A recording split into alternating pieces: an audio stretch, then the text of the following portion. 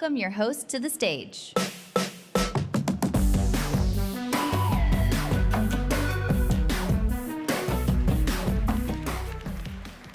What's up, Config? Welcome to the Maker Stage. Thank you so much for joining me. My name is Jenny, and I'm a writer and editor on Figma's Story Studio team.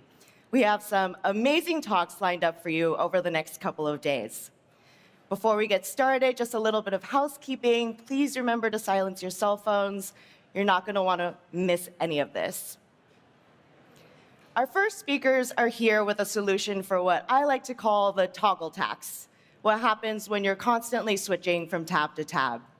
Addison Rodomista and Chloe Fagan-Tucker will show us workflows to connect Google Workspace and Figma so that great idea that you have in Meet or Chat actually makes it to the canvas. Please give them a warm welcome. We'll have Addison on first.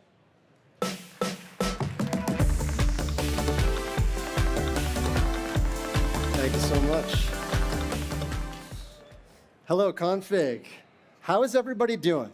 Everybody excited? Let's go. Figma, let's go. Let's go. Quick introduction, some brief history. My name is Addison Rodomista. I'm a design manager on Google Chat, which is an asynchronous communication tool in the Workspace suite. I've been in the design space for a very, very long time. I started when I was a kid with ambitious ideas about video games that I wanted to realize.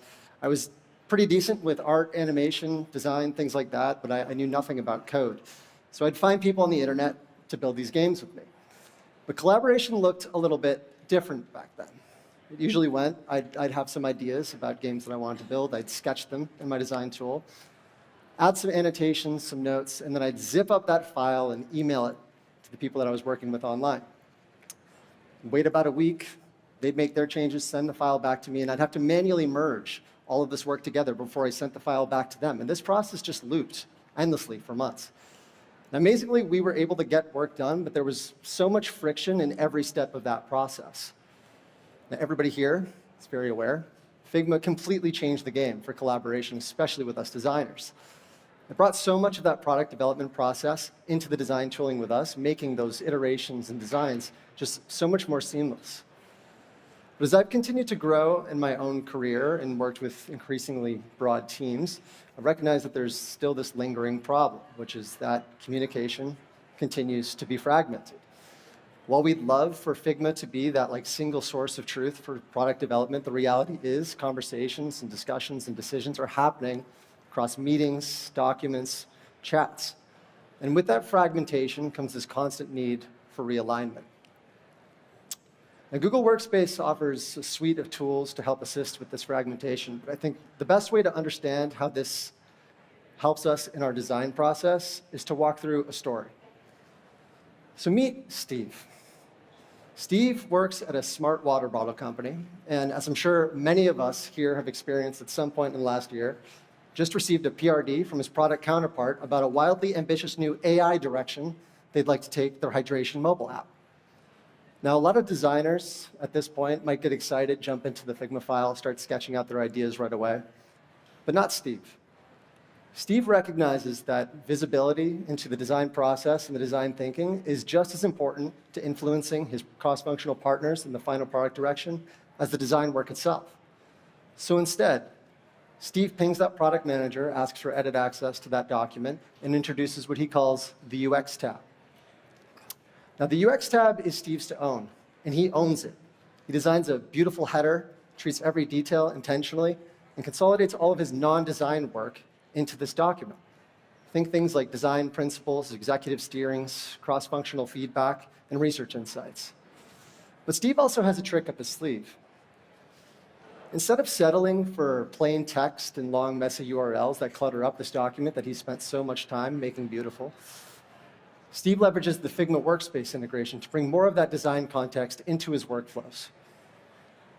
Now for Docs, what this means, when he drops that link into the Figma file, it immediately transforms into this beautiful smart chip. Now this feels completely native. It looks like any other product that you embed within the Workspace suite. But the real magic comes alive when his cross-functional partners hover over those links. It presents beautiful metadata about the Figma file and brings those thumbnails that he spent so much time curating to life. Now, at this point, Steve is feeling pretty good. He's done his discovery work. He's coordinated with user research on some upcoming research studies. And he's taken a first pass at the hydration mobile app redesign. He's ready for some feedback, so he signs up for his team's weekly design crit. And now this is usually where Google Meet comes in. Now, intermission to this story, and a quick show of hands, how many of you have ever gone to a meeting to present and you need to dig through like 20 tabs to find the file? We've all been there. Everybody's been there. I know it's true. And once you do find it, you need to jump over to that new context and present from somewhere else outside of the meeting, meaning you're missing all of those real-time reactions to the audience, to your design work. Steve does not have that problem. The Figma integration that he enabled before allows him to embed that entire interactive canvas directly into Google Meet. So this means that Steve can pan around the file, zoom in on micro interactions, and drive that presentation, all while keeping an eye on his team's real-time reactions, so he never loses read of the room. But this is where it transforms from a presentation to a true collaboration. See, everyone else in that Meet call also gets access to that full interactive canvas. So they aren't just passively watching a video feed of his presentation. They're actually in that design file with him. Now, peers can drop comments on elements they're reacting to or duplicate a frame to demonstrate a quick mock-up variant on the fly. And Crit stops being about spectation and starts being about this real-time collaboration. Now, as I'm sure you've gathered by now, Steve is an absolute pro. He's not distracting himself with taking notes because he knows that the Take Notes For Me feature in Meet is going to capture all of that feedback from the meeting automatically. So when Crit wraps up, he's able to review that entire transcript, which highlights critical points of the discussion, documents decisions and alignments that were made, and flags explicit action items that he needs to close before next week's Crit. Now you must be asking yourself, could life get any easier for Steve? The answer is yes. Because not only was the chat on fire with compliments about his exceptional design work during that Crit, but that chat is actually powered by Google Chat under the hood. So this fundamentally changes that post-Crit workflow. When the video call ends, the conversations do not disappear. They just seamlessly transition to persistent searchable chats. So every Figma link that was shared, every piece of written feedback, every compliment or consensus that was reached during that meeting lives on. For designers, this means never losing momentum from your crits. So the next morning, when Steve's colleague Raymond reaches out, wanting to visualize some new ideas from Steve's Figma file, he's able to post about it in that same chat they used in the Crit. And this is where the real magic of the workspace integration comes together. Because after Raymond makes his edits and leaves some comments in that Figma, Steve gets a ping from the Figma app that was automatically added to Google Chat when he enabled that workspace integration. In fact, Steve's entire Figma ecosystem now flows straight through chat. Whether it's Raymond's design iterations, a Team FigJam brainstorm, or a Figma Slides presentation they were putting together for this year's config, every tag and update finds him automatically. And the integration is smart. It knows when Steve is actually looking at the Figma files, so not to create additional duplicate noise. And what this means is that when Raymond's feedback does come through, Steve is not even at his desk. He's standing in line for coffee. And because he gets the ping on the mobile app, he's able to reply to those comments directly from chat, which means he's constantly unblocking his peers and moving work forward, regardless of where he is. Now, Raymond assumes Steve is just a machine living in Figma all day long, every day. But in reality, the chat app is a superpower for staying responsive even when he's away from that canvas. Now, Steve has figured out something pretty important here. Fragmentation is just the reality of the design process. There's no avoiding conversations, discussions, and decisions happening across a variety of tooling. But when you're able to create these deep integrations between the tools that matter to our workflows the most, those ideas and discussions are connected and accessible. It means you're always able to maintain a sense of flow and continuity in the work. Now, the tools in Steve's story are really just a fraction of the value that the Workspace Suite can provide you and your teams. And thank you so much for letting me share this story with you. To show you how else we can level up your team's workflows, please join me in welcoming my colleague, Chloe Fagan-Tucker. Chloe?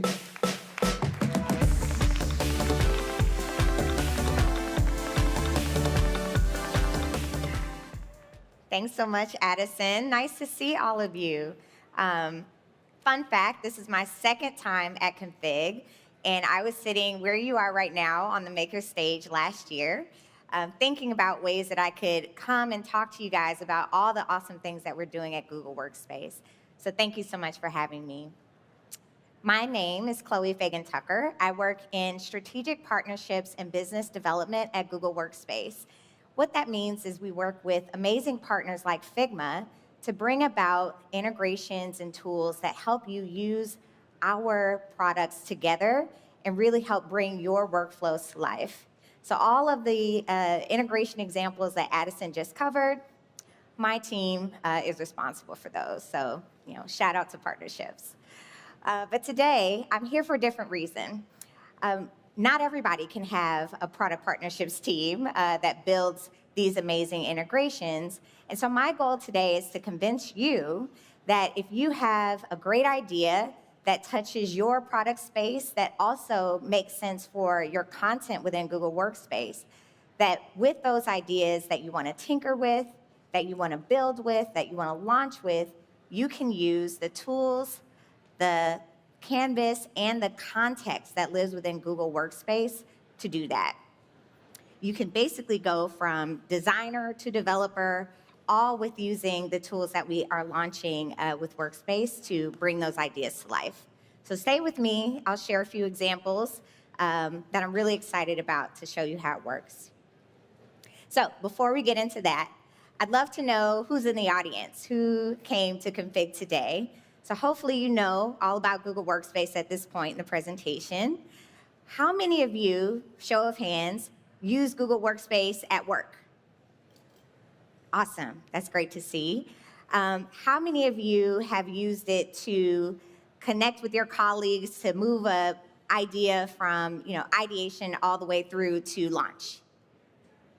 Awesome. And then how many of you guys have used Google to actually build apps that talk to your product context or that pull in data from Workspace and make it come alive with the things that you've wanted to launch? How many of you guys have done that actual build work? Awesome. Thank you for sharing. So I know exactly the audience that I need to convince now. So zooming out just a bit, Google Workspace is not just a set of individual apps. It's not just Gmail, it's not just Docs, not just chat, but it represents the most popular productivity suite that exists today. We currently support 3 billion users, 13 million customers, and what I'm really proud of, we have over 6 billion app installs from our marketplace globally. So whether you're a lean startup, just down the street in the Bay Area, or a massive global enterprise, at Workspace, we're really where your work gets done. And so again, we have that canvas that allows your ideas to come to life, and we'll spend a bit of time talking about the context that you use to work within Workspace and pulling that into apps that you can build. So what's driving this usage? What's behind the canvas? All of this is really a result of the evolution of AI that's been tying all these pieces together. No surprise, AI is everywhere right now. I'm sure you're going to hear about it a ton today. But we've advanced beyond just having chatbots, things that kind of wait for you to give it direction and gives you an answer back. And now we're talking through things that are more on the agentic transformation level. So remember, being a designer to developer, having that backdrop, the choice is entirely yours, really, about how you want to leverage AI within Workspace, how you want to use it to leverage what you want it to do for you. So we've developed capabilities directly within our apps to really elevate your team productivity.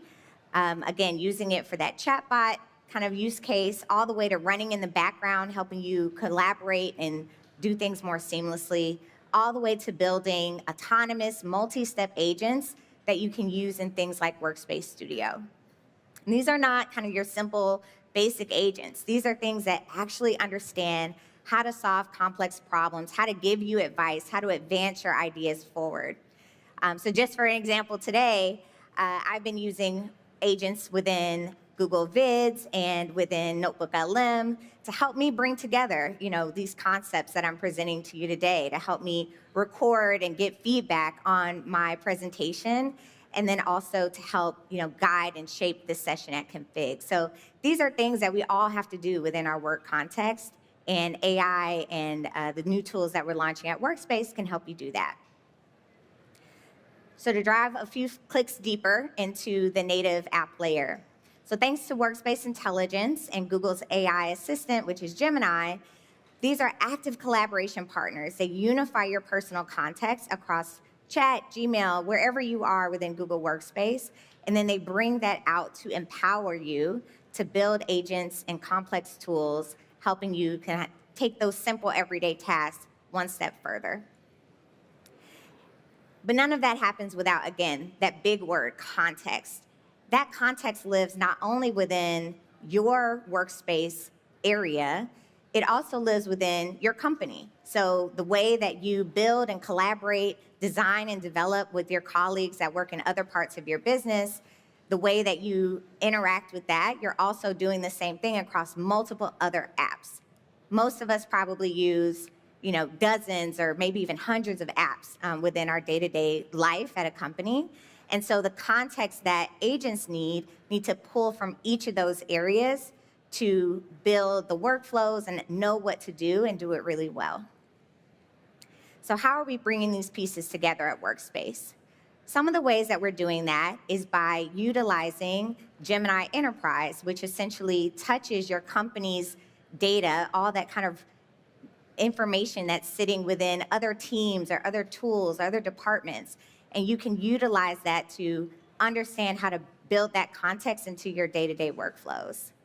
And then the other way that we're bridging that gap is by taking your personal user context within Workspace and then touching other apps that you can use to bring all that stuff to life as you build new tools. So if you're a developer out there or you're builder inclined, you can use our new industry standard tools like our Workspace MCP server to bridge those gaps.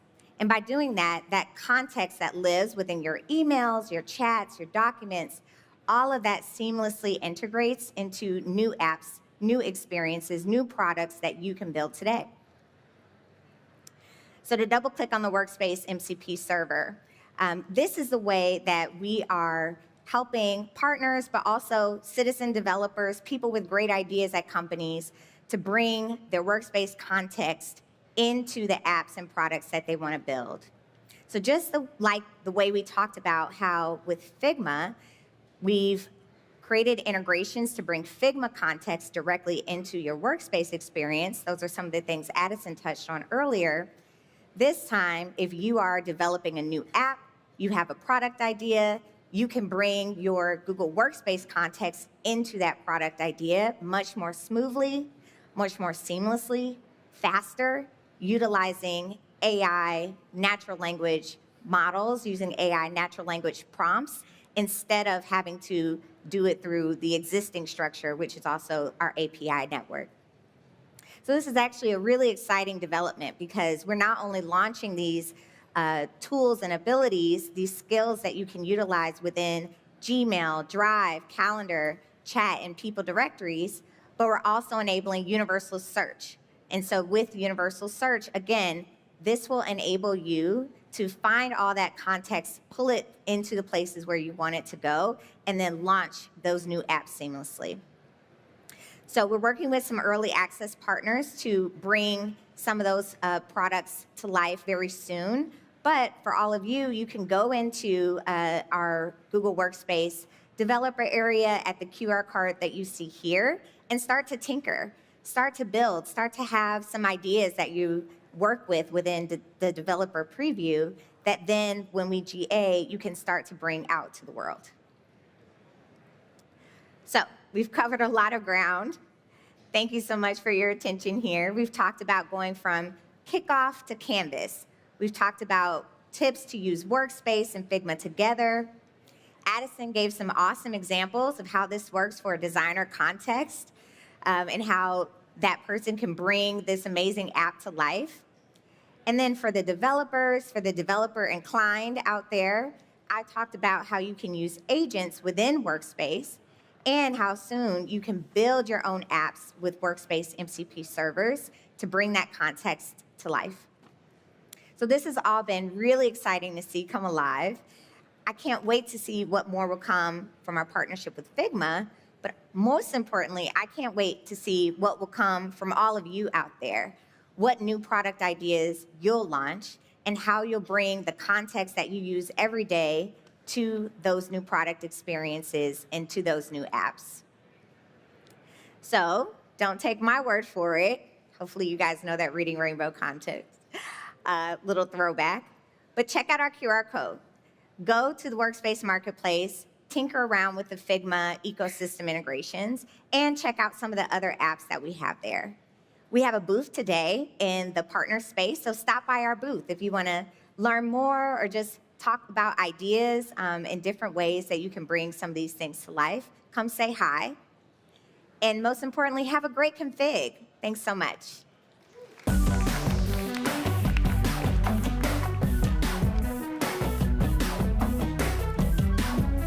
Thank you again, Addison and Chloe. I will be definitely putting that to use and spend a little less time hunting for context. Thanks again for joining us here at the Maker Stage. We're going to take a quick break. Now is a great time to check out the partner ecosystem, which is just ahead of you as you exit. And we'll see you back here at 11:50.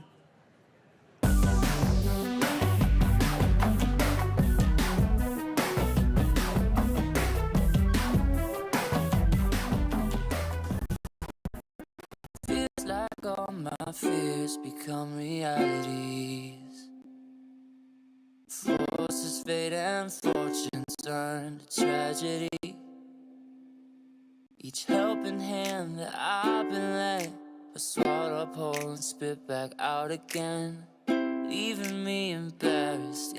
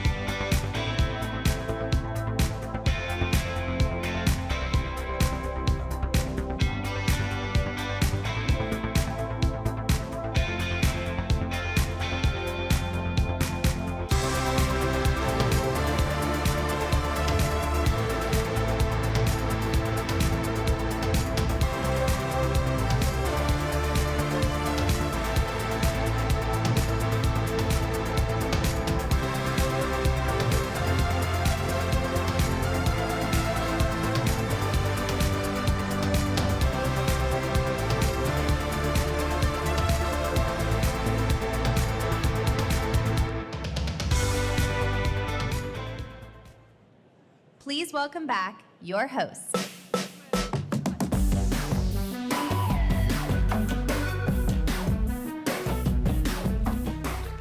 Hello, everyone. Welcome to the Maker Stage. Let's keep it moving here. I'm so excited to introduce our next speakers, Joe, Ma, and Jessica Ouyang. Joe and Jessica are the co-founders of Ditto, and they're here to show you how to build a content system that actually keeps up with the pace of shipping. That means copy generated from your guidelines so things stay consistent, on brand, and compliant. Please give a warm welcome to Joe and Jessica.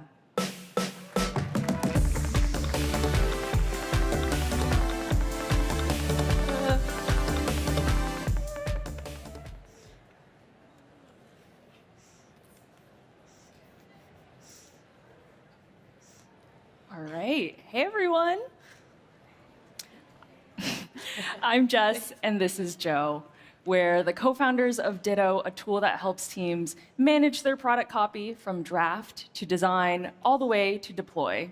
And we both got our own starts as designers and developers ourselves. Today, we want to talk about how to build a system that keeps copy reliable, consistent, and improves over time, especially as AI changes the speed and scale of how products are built. How products get shipped has changed. The old model was never perfectly linear, but there were clearer handoffs. Someone would write a spec, designs would be created and refined, then handed off to someone, an engineer, to build. With AI, that process has been collapsed.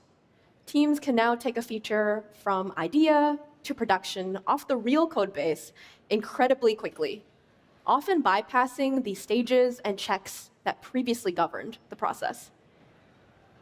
And that includes copy. Every pull request someone on your team opens up can contain copy, and AI can now draft that copy for an entire feature in seconds. And that is really useful and really powerful. But it also creates new challenges. When more copy is getting created in more places by more people and agents, it becomes harder to make sure the product is still speaking consistently and accurately. That the way you describe a new feature in one place matches the way you describe it in another place. That users can understand what to do in the moment and what to do next. That things that are localized in a way that actually makes sense for that market. And in that way, words aren't getting any less important. With AI, products are getting more complex and changing faster. A feature can have new capabilities, limits, or a different flow from one week to the next, and the language around it has to keep up. As the features themselves get easier to build, more of what sets a product apart is how it talks, how a product explains itself, guides users, and earns their trust. So the question has never been, can AI help us write copy? It can.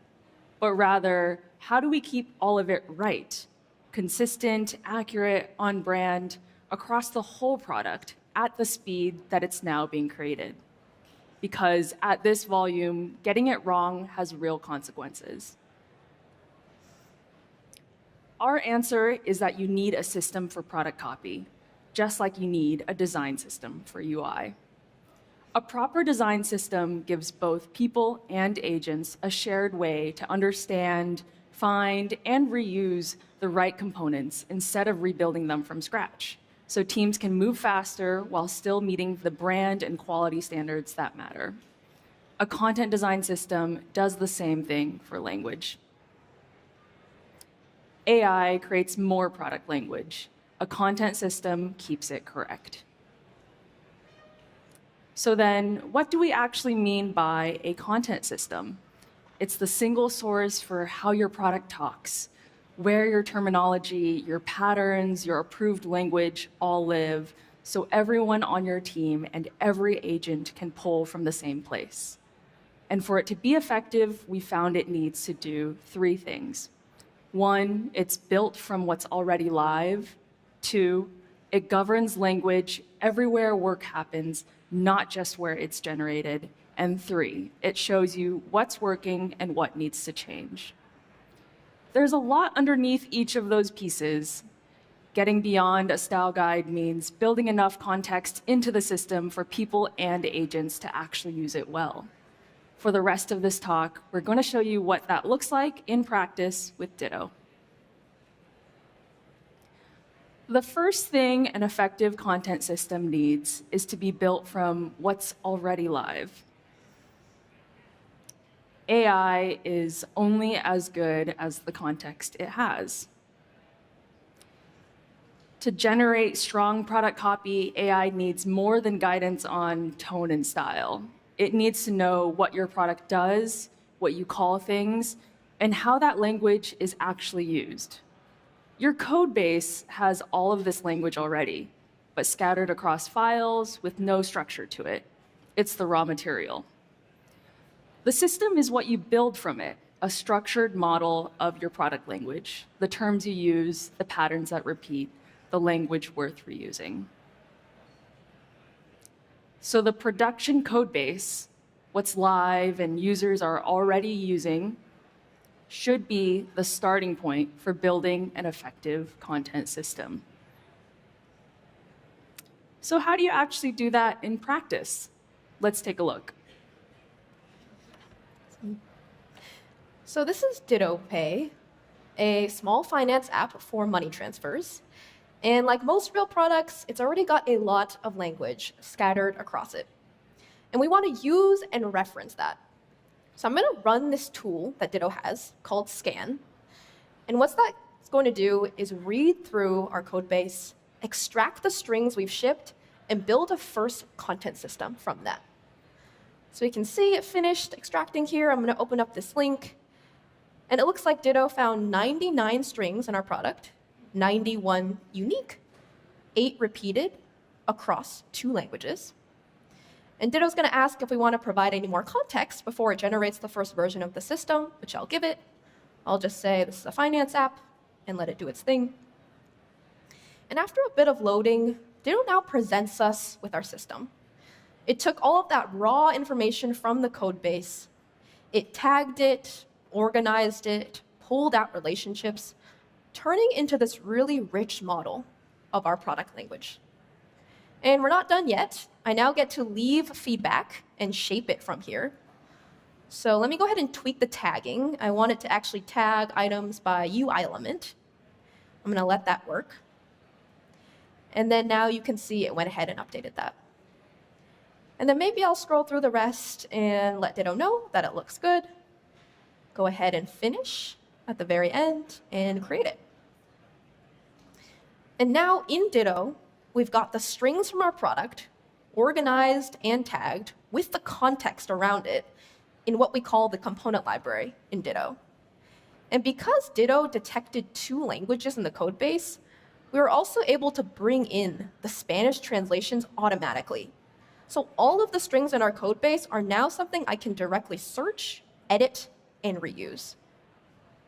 And then here, Ditto's taking one more step, drafting a style guide based on all of this rich information. You can see that the inferred style guide here is a full one, pulled from how our product actually talks. And again, if I wanted to provide feedback to keep shaping it, I could. So in just a few minutes, starting from what's already live, we've now got a full starting point for a content system. Let's go back and talk about where it goes from here. So now we have a system set up to start, both strings and guidance accurate to the live product.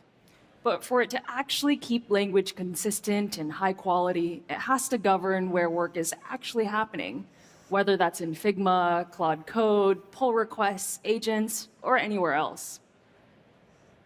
It has to be portable. It has to govern and adapt to everywhere work actually happens, because language does not stop at generation. It keeps getting refined, translated, reviewed, shipped, and changed throughout the product building process. So your system has to be there, guiding the writing for all of it. Across all of these stages, your team is working from a lot of individual tools and services. Without a living system that connects that context across stages, you're left trying to keep separate copies of the same guidance in sync. A markdown file in one tool, an agent in another. They may all start from the same guidance, but keeping them current requires manual reconciliation. An effective content system stays connected to one shared source. So when your team updates a term, adds a reusable pattern, or changes a rule, that decision can be carried into the other places where work is happening, instead of having to be recreated or maintained separately. But showing up in many places is not enough on its own. An effective system should be able to shape and deliver that context in the best form for the place it's being used. A designer in Figma needs context shaped and structured in one way. An agent building a feature from the code base needs it another. Someone reviewing a pull request, another still. Take agents, for example. The instinct is to hand them everything you know. But more context isn't necessarily better context. Give an agent the whole system and it has to figure out what applies. Agents do better when they're given exactly what it needs for the task in front of it and ends up making fewer one-off calls, follows the rules more consistently, and wastes less context and fewer tokens. Let's see what this looks like in practice. So earlier, we built that first version of our content system for our DPay product. Now let us put it to work in a few places. First up is Figma. Say that I'm redesigning the onboarding flow for our DPay app. I'm working on both the web and the desktop mockups and setting up an onboarding flow where I ask users for their first name, last name, etc. I'm opening up Ditto's plugin, which has access to our content system and the actual screens themselves, so it understands the context.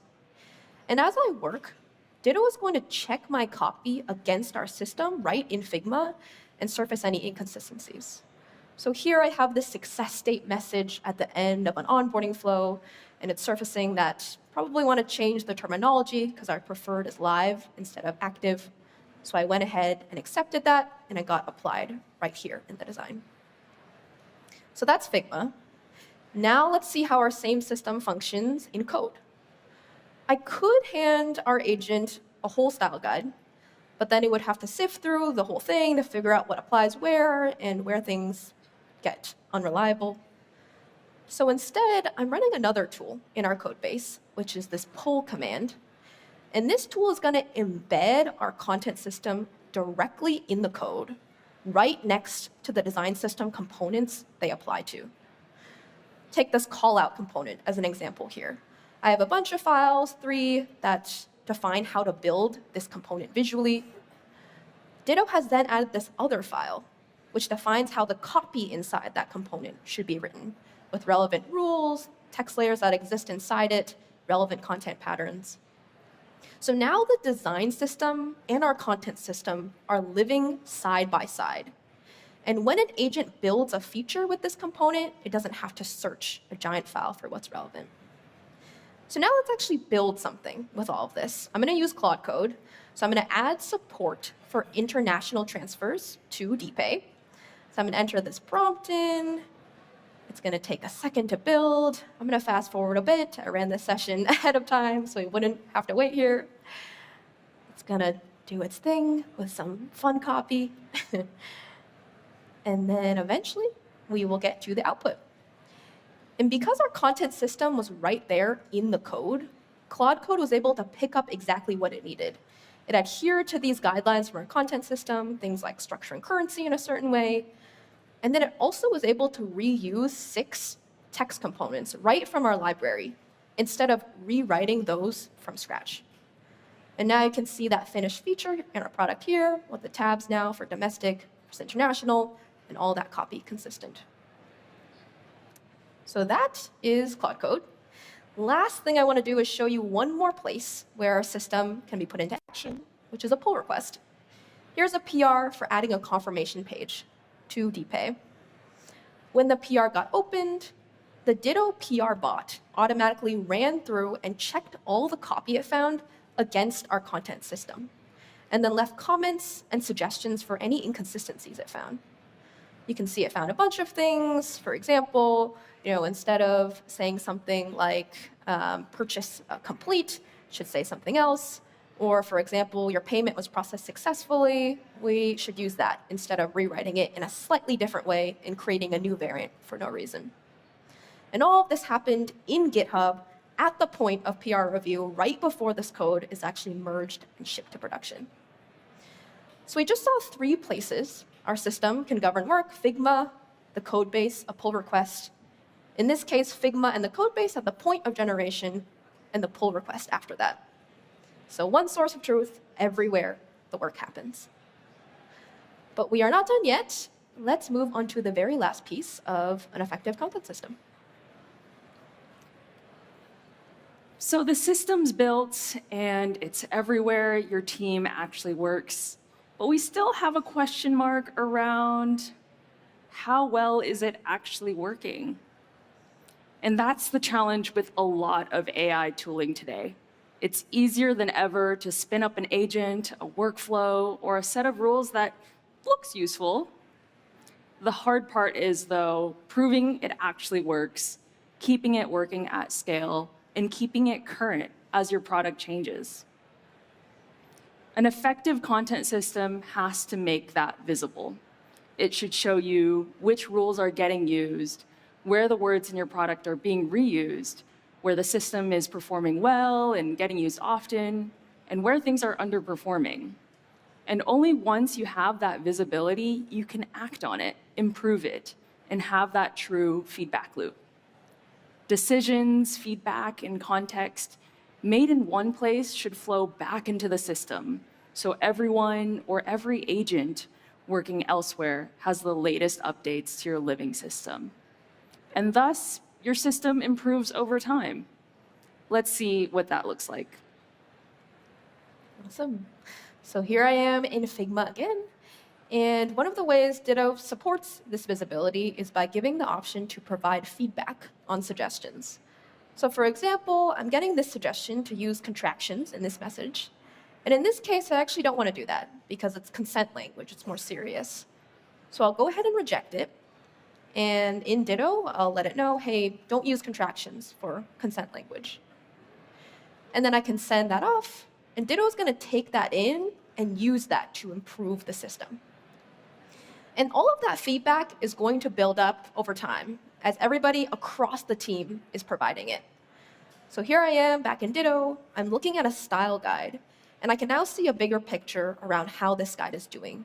I can see how often rules are attributed, used, and accepted and rejected. And that allows me to actually take action on it and improve it. So what's cool is that I could make an edit here. So maybe instead of live being our preferred term, I actually want to reverse it and say it's now active, the opposite of what I did earlier. And I can make that change. And because it's all one connected system, that term change is immediately enforced and governed everywhere. And I'll show an example of this in Figma. You can see that immediately, that same text that I was working on before now has the updated rule and can apply that directly. And this same update is available everywhere else immediately as well, across Claude Code, pull requests, any other tool that you might be using. And the idea is that you're not shipping a system once and hoping it works. You can actually see how it's doing, fix what isn't working, and any changes go live everywhere the moment that you make them. And the system gets better and better the more your team uses it.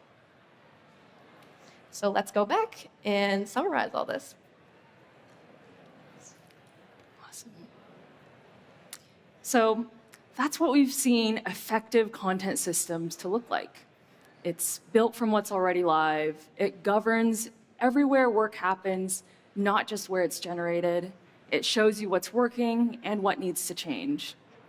What we've seen is that AI made it easy to generate more language than ever. But the teams that do this well won't be the ones generating the most. They'll be the ones with a system underneath keeping all of it right. So that's it. This is obviously what we're building at Ditto and a lot more not shown here. And we love chatting about it. So if you want to learn more or just want to chat all things content systems, please find us at our booth in the sponsors area or check out dittowords.com. Thank you. Go back.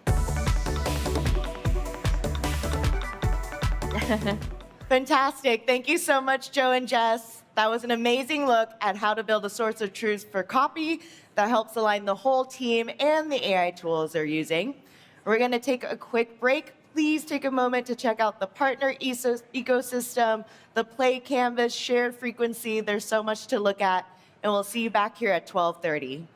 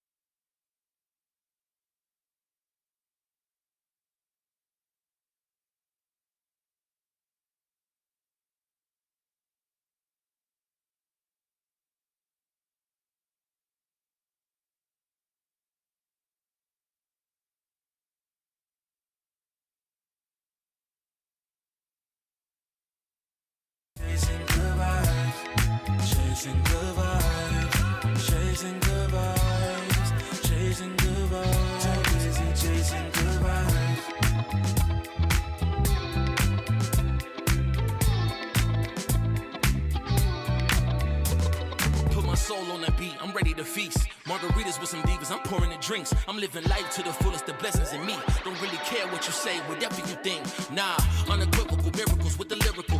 With the homies trying to pop like a cereal. Lucky Charms got a model on my arm. Gold watch on my wrist, garlic parm. No alarm, fireworks, I can feel it in the sky. I got love in my eyes, but there's money on my mind. I see passion and pride, I despise all the lies. I've been around the world, so I'm down for the ride.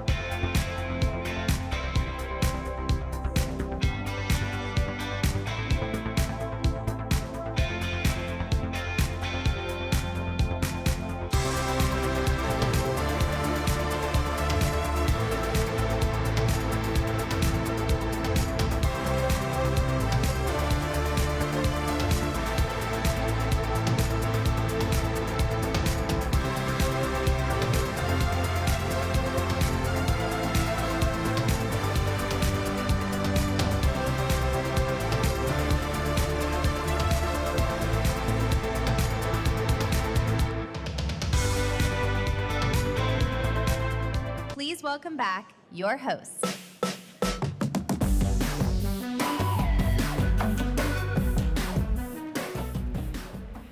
Hey everyone, it's great to welcome you to the Maker Stage. If you haven't swung by yet, my name is Jenny Xie, and I'm a writer and editor on Figma's Story Studio team. I'm so pleased to introduce our next speakers, Lauren Madura and Michael Winnick, who will show us how to use Dscout's AI-powered research suite so the speed of learning from and about your users can match the speed of building. How do product teams make decisions quickly and confidently? We're about to find out. Please give it up for Lauren and Michael.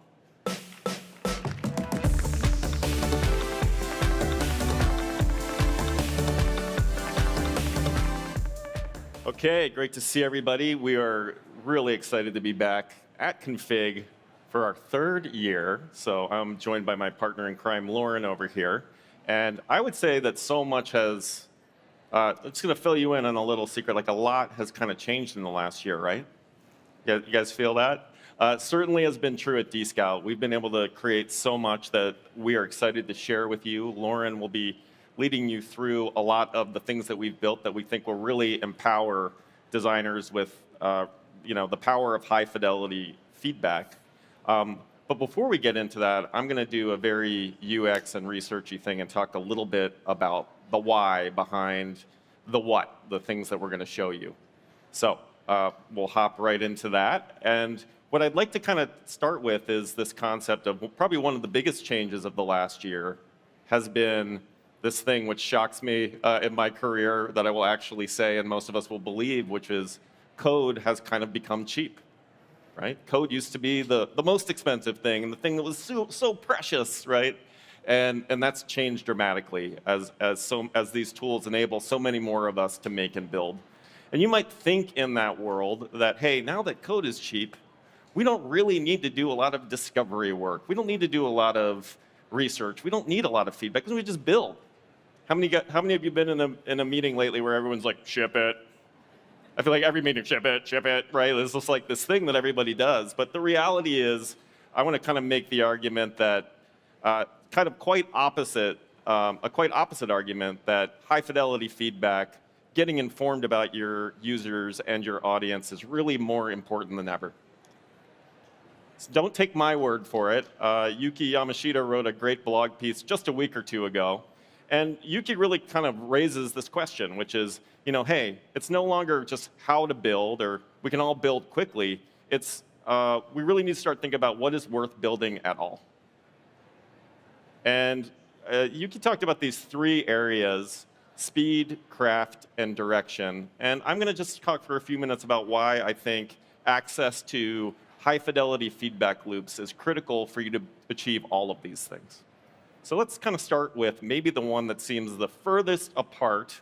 And you might be like, what? Craft? What does that have to do with craft, right? Craft has long been the word, as we've heard in many of the AI stories. Like, we've got to hold on to craft. Craft is our thing. And I think craft is certainly critical. But let's talk a little bit about what craft actually is, right?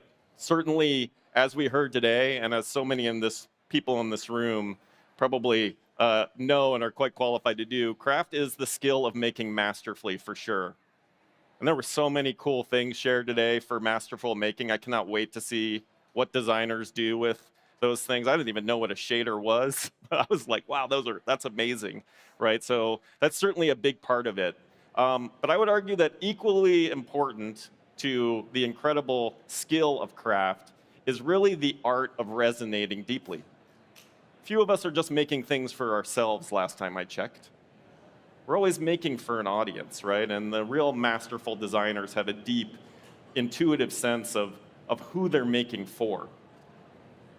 But there is a risk here, and I think you'll probably all recognize it. With AI, it is very easy to get high off your own supply, right? It's very easy to kind of be like, well, this is good. And certainly Claude is gassing you up all the time about how brilliant your directions are, right? It's really easy to mistake that for actually real signal and really the things that you need to tune your understanding of what resonance is. So let's hop to direction. Direction, conviction, being sure-footed. These have always been important to building a great company and great experiences. Maybe even more importantly, knowing what you stand for. But maybe even deeper than that, knowing what you don't do, what you won't do, right? So the sense of conviction's always been critical. And now, of course, it's really, really critically important, maybe more important than ever, but I would argue it's actually much harder, much more difficult to achieve that now. Why is that the case? Of course, we're all makers now, right? And all of our engineering partners are now product thinkers and designers, right? So we have many more makers, and we have so many more decision makers now, right? Because as you know, what is design at its essence? It's not the application of craft. It's actually hundreds or thousands of decisions that you're making to inform what an experience should be, right? So we have many more decision makers, and we're creating a lot more. So how many people in your company feel like you might have like a POC glut? Proof of concepts everywhere, demo stuff, right? All over the place, right? We can just make so much, it's great. Super exciting, but it does create this paradox of choice challenge, right? Of like, there's so many things we could do. What should we do? How do we get aligned across our team to go do those things, right? So we have many more makers, many more decisions to make. And I'm going to kind of quote another pretty well-known builder, Boris Cherny, the kind of creator of Claude Code, right? Where their key for getting that signal, figuring out what they should do, is this kind of ongoing, voluminous, high-fidelity feedback from their users. At the end of the day, the single best signal for that is just feedback from users, right? So direction goes hand in hand with your ability to get feedback. Now we're going to kind of hit speed. Speed is kind of maybe one of the hardest parts, and we're going to be talking a lot about it. Newsflash, things are moving pretty fast. So I hear. But maybe you all do. I certainly feel like I'm on a roller coaster ride. It's not exactly what I signed up for, like the ups and the downs and like, the crashing and back up. That's what I think a lot of being in this world with such fast-moving technology feels like. And what that kind of means is that we really are experiencing this sense that our products are kind of falling in and out of fit much more quickly than we're used to, right? So this used to be this concept of like a product would find fit and then be stable for years, right? And then it was like, yeah, maybe a year or two. Now it feels like it's minutes, right? Just this constant shifting.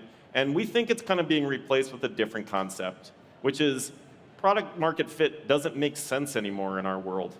We're now living in a world where the driving concept is really product market flow.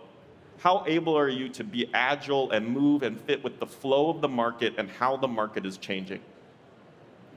So I can say all these fine conceptual things, but here's the dilemma, and the dilemma that we at DScout spend a lot of time thinking about, and Lauren is going to share our approach to how we solve this, which is how can we get the speed of learning to match this incredible new speed of building? Because ultimately our ability to iterate is only so good as the feedback that we can kind of bring back into our system. So Lauren, you got the hard part. Take it away. Thank you, Michael. Hello, designers. My name is Lauren Madura, and I'm the Director of Product Design here at DScout. And I'm thrilled to share with you what we've been building to address the dilemma that Michael outlined here. How will the speed of learning match the new speed of building? At DScout, we're building faster than ever before. I'm sure many of you can relate. And as Michael articulated, research is more important than ever. But it has to happen a lot faster. And that's why we built DScout AI Studio. DScout AI Studio is a suite of 4 tools: Draft Your Study, Explore Your Data, AI Moderation, and our new MCP server, designed to help all of the builders on your team run research at the pace that product development now demands. These are the 5 principles that informed our approach to designing DScout AI Studio, and I'm going to walk you through them one by one. The first is confident research without the PhD. When I talk to designers and design leaders, the thing I hear again and again is, I wish we were running more research. Raise your hand if you wish you and your team were running more research. That's what I thought. And I don't think it's desire that gets in the way, because the thing that I hear is, I wish we were talking to customers more frequently. I wish we were closer to the needs, wants, and desires of our customers, right? I think what gets in our way is both time and confidence. If I don't have, in my tight schedule, time to build a study and get research out the door that I feel confident is going to move the needle for my team and help answer the questions we need to move forward, I start to wonder if it's worth doing it all.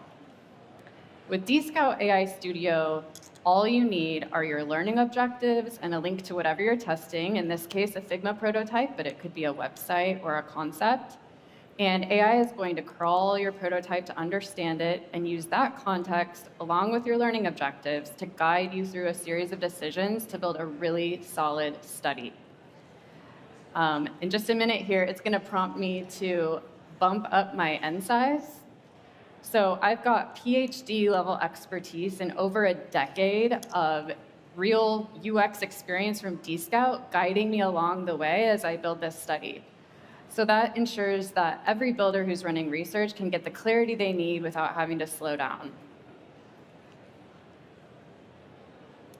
All right, our next one is governance without bureaucracy. So when any builder on a team or across an organization can build research, the question eventually becomes, how do we ensure that our particular flavor of best practices, the standards that our organization has, are upheld and adhered to?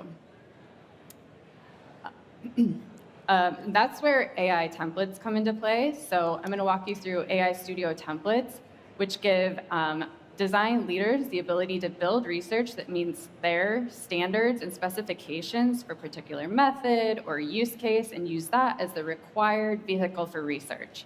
The old way of doing this was with documents that were hard to maintain, Notion hubs, research office hours, really lengthy review and approval processes, things that are impossible to maintain and end up just slowing our teams down. The experience for folks running research is really simple. All I have to do is enter my research objective, and AI is going to surface the templates that are available to me. In this case, I can mix and match a screener template to capture a particular audience with my study template, and the AI is going to go ahead and combine these into a single study for me. And then it's going to surface all of the things in this template that I can update. In this case, I am able to update my URL for my task. So I'm going to go ahead and add the appropriate link to my prototype.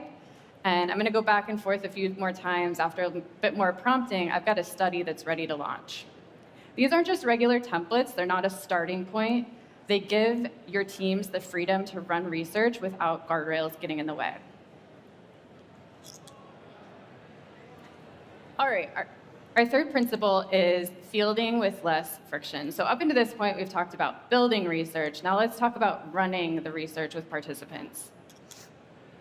In order for learning to match the new speed of building, you need to be able to get that rich, qualitative data that you would get in an interview or a conversation at scale. And that's where AI moderation comes into play. This is what our AI moderation experience looks like for participants. And I'm able to have a fully recorded session that is both structured and dynamic with my participants. AI is able to make judgment calls to probe deeper or follow a thread. And it's able to do all of this without me needing to be in the room. What's really powerful, of course, is that I can run these sessions in parallel with hundreds, even thousands of participants all over the world, even in different languages.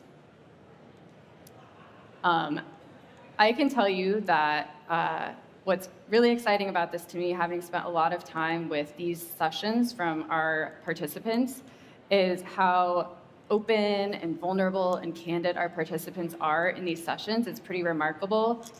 It was surprising to me because you would think, well, perhaps when people are talking to a bot, they share in a less interesting way. But we found the opposite to be true. So I think there's a ton of potential with AI moderation. I think it's a really, really exciting new frontier. But of course, then the challenge is that we've generated a ton of data, and now we have to deal with this data so that we can make decisions and keep our teams moving forward. So that brings me to our fourth principle, which is communicate with your data. It's all been fun and games to this point, but now we've got a lot of data. We've got to pull out the story, we've got to draw out the meaning, we've got to decide what to do with this data, what it means, and how we're going to make decisions based off of it.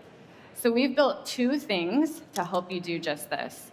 The first is a conversational interface where you can talk to your data the same way you talk to a colleague. You can ask it things like, what's impacting feature adoption? You can have it draw out quotes that highlight top pain points. AI is doing all of the heavy lifting, and everything links back to the raw source. The next thing we've built is different, and you'll see it in just a moment. We call it Spotlight. Spotlight is designed to give you an immersive experience with your data. What would otherwise take many, many, many hours to sit and watch each session individually is compressed into an experience where AI has flagged and curated a collection of moments that I can sit with, have an immersive experience with my data, and feel connected to the humans behind my data. And last but not least, we've got our fifth and final principle, which is high-fidelity feedback where the work happens. Thanks to tools like Figma Make and Claude Code, we're able to bring our ideas to life in coded prototypes faster than ever before.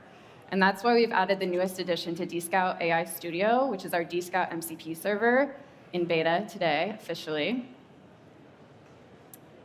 And I'm going to walk you through an example of how our MCP server works inside of Figma Make. So I've got a prototype here that I built in Figma Make. This is called Quiet Friends, and it's a redesign that I've been working on and for my e-commerce plant store. And I'm curious how this is going to resonate with my users. We've got a couple of core workflows to pick out a plant that meets your specifications, add it to cart and checkout. And I want to make sure that this redesign helps meet users' needs as they complete those workflows. So inside of Figma Make, I'm going to invoke the Dscout MCP connector using @Dscout, and I'm just going to ask it to build a usability test for me. The Dscout MCP server is going to build a Dscout usability test that's ready to launch right from Figma Make without ever having to go into the core platform. After I start collecting feedback, I'm able to once again invoke Dscout, ask it to bring all that feedback in, summarize it for me, and then I can have Figma Make iterate on this version of my prototype based on all of that user feedback that I've just collected. This is the feedback loop. This is build, test, learn, iterate, all happening in one place where the design work is already happening. That's AI Studio. So all of the tools that the builders on your teams need to run research and put those insights to work faster than ever before so that the pace of learning can match the new pace of building. Thank you so much. We're Dscout. We've got a booth located right over here in the Maker ecosystem. Please stop by. Some would argue we've got the best swag at Config, so we'd love to see you over there. And if you're interested in learning more about Dscout AI Studio, we've got a QR code here. You can go ahead and scan it, and we'll be in touch. Thank you so much.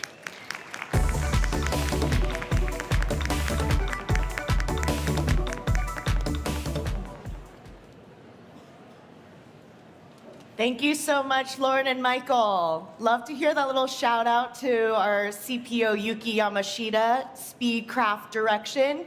Fun fact, that op-ed is in your Config magazine, so if you haven't picked it up yet, I encourage you to do so. Right now, we're gonna take a break and see you out there at the partner ecosystem, Config Commons. Please enjoy and explore, and we'll see you back here.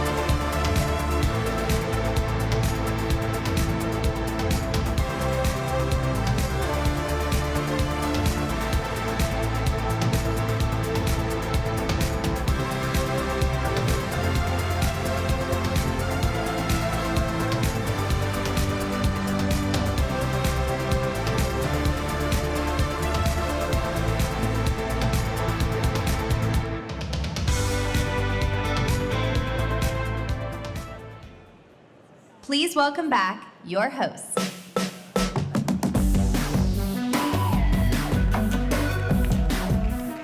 Hello, everyone. Welcome back to the Maker Stage. My name is Jenny Xie, and I'm on Figma's Story Studio team. I'm so excited to introduce our next speaker, Rory Flynn.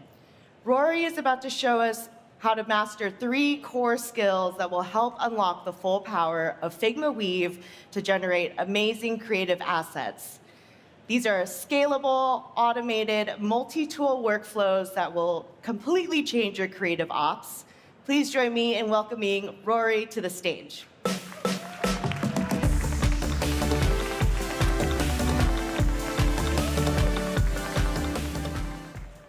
Config, how are we doing today? Good? Good. First, I just want to thank the Figma and the Weave team for having me here today. It is so incredible to be on the stage, just an honor, and just wanted to give you all, a quick glimpse into what we're going to be doing with some of the tools today. But unless you've exited society, you know that AI is dominating the news cycle, it's dominating your social feed, it's basically everywhere. What's everyone saying? Saying the future is generative, which is true, but if the future is generative, that means you're dead, right? Not literally, but literally everything you do is dead. I'm sure you've all seen the headlines: Hollywood, PowerPoint, Figma, graphic design, all dead, right? At least that's what the talking heads are going to tell you. But apparently, if you're dead, I'm dead. Everything we know and love is dead. We're all cooked, but the future's amazing, right? It's kind of confusing. But I think the truth lies somewhere in the middle, and that's what we're going to talk about here today. So first, a little bit about me. My name is Rory Flynn. I am the founder of Systematic AI, a company you've probably never heard of. But what exactly do we do? Essentially, we're like an operational AI agency, meaning we look into people's businesses, we find holes, and then we plug those holes with conventional AI tools. And we've partnered with some of the biggest brands in the industry, not just to use AI, but to use it at scale, to use it in big places and do just, maybe some ridiculous things with it. But it's enough about me. Who are you? You a designer, you a marketer, you're an entrepreneur, you're probably using AI in some way, shape, or form. But if I'm being honest, it's a pretty cool time for us right now. If you told me last year that essentially I could build an entire typography package, complete with design math, like generating OTF files and vector files with just 2 images and an idea, I would say yeah, whatever, okay, sure. But that's the reality that we're living in now. I can go into, basically drop in a sans serif template of a font, give it an image of fiddleheads, drop that into ChatGPT, say, all right, let's go create something, right? I can take that further, ask for uppercase, lowercase, ligatures, special characters, dump that into something like Claude Code, say, slice it up and give me all the files, and bang, we have a font developed in less than 30 minutes, which, again, crazy. Is it 100% accurate? No. A detailed eye will find something wrong with this every single time. But the fact that I can just ask for this now, and this can be done in 30 minutes, and then I can play with it, right? It's just crazy. It still blows my mind, right? So now for the bad part, right? All that capability that we have now, it also leads to a lot of new problems. So as soon as you learn something new, right, something changes, or we get a new tool. So in addition to your current workload that you all have to do every day, now you have to keep up with the pace of the technology. You get new tools that are popping up, constant progress, all the updates, and just this pressure to keep up. And because of all that progress, now anyone with $20 and a couple tools can create AI assets that are essentially high quality. They're indistinguishable from reality. They're super creative. And yes, the truth is everyone can do this now. They can create cool things, but they do it in a vacuum, right? The real question is, can they do it at scale? Because again, why would we need to do this stuff at scale? It's because of a little environment or a little situation that we've created, and I like to call it creative inflation. It's this never-ending need for new creative. We have to do this stuff for multiple channels and multiple formats, all the variants, right? All this demand leads to a lot of creative fatigue. So we have to start to build systems to keep up with that and to actually keep up with the system that we created, right? So we need to adapt, right? So here's what we know. We need more creative, at a faster pace, at a higher quality, with more control. But where it gets complicated is, what tools do we use? How do we combine them? And then how do we start to build scalable systems and not get frustrated in the process, right? Let's solve this problem, and that's what we're going to talk about here today. So Next 20 minutes, hopefully, we're going to go over 3 core skills, that you can use for any AI tool, how we can build these multiple tool AI workflows, some simple and practical applications of what that looks like in real life. And then hopefully when we're done for this, you can understand a little bit more about nodes, how to concept these workflows, and how to build something tomorrow, right? So how do we get there? Really, if you want to start building these systems with AI, you don't need to know every tool. You just need to know that AI is only like 3 things, and you can figure this stuff out. It's context, what you provide it. It's direction, it's how you brief it. And then it's iteration, what you do and iterate once you get something back, right? So when you know that, you can start to build workflows. Now that we've been graced with Figma Weave here, we can start to build that, right? If you're not familiar with the tool and never used it, essentially it's a node-based workflow builder. You have access to 300 plus AI tools in one workspace. It's really scalable and seemingly limitless. But if you're not used to this and you're not used to working in nodes, essentially node is just like an action or a thing that holds information or a generation, right? You can string all these things together, and instead of prompting in like an interface, you do it on an infinite canvas where one gen or one idea feeds the next one. And when they get chained together, you can start to produce these workflows, right? So the difference is how it used to look is maybe if you wanted to go create a video or an asset or something, you might go to Claude and be like, this is the prompt I'm trying to create. And then you copy that, and you go to another tool, and then you go generate an image. And then you download that image and go to another tool to generate a video.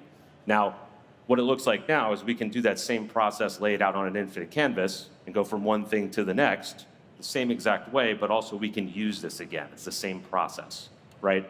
So again, to keep up with this demand that we've created, now we have to start thinking in systems, right? And nodes and workflows are sort of our way of doing that. That's how we go from making one thing to making thousands of things and having something that we can always reuse. So good news is you already know how nodes work if you've never used them before, because they're familiar to you, right? You're not used to prompt and pray. That's not something that, again, I was ever used to.